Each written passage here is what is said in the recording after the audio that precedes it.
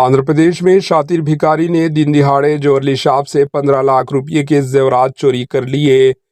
पड़ोसी रियासत आंध्र प्रदेश के गुंटूर में ज्वेलरी शॉप से दिन दहाड़े लाखों रुपये की मालियत के जेवरात की चोरी का सनसनीखेज मामला सामने आया।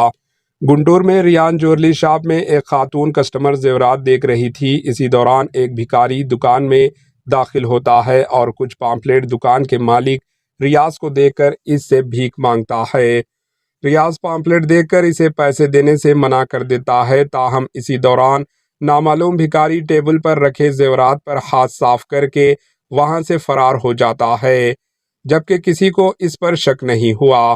ताहम बाद में मालिक रियाज को पता चलता है कि दुकान में कुछ जेवरात कम है, जिसके बाद सीसीटीवी फुटेज देखने पर पता चलता है कि शातिर भिखारी ने 15 लाख रुपये मालियत के जेवरात लेकर फरार हो गया। दुकानदार ने फौरी पुलिस में मामले की शिकायत दर्ज करवाई। पुलिस ने मौके पर पहुंचकर सीसीटीवी फुटेज का जायजा लिया और मुलजिम की शिनाख्त की जा रही है। ललापेटा सीआई शिवा प्रसाद ने दुकान के मालिक को चौकन रहने का मशवरा दिया। इन्होंने कहा कि मुलजिम की गिरफ्तारी के लिए खुसूसी टीमें तश्कील दी गई। Bureau report, AHN news.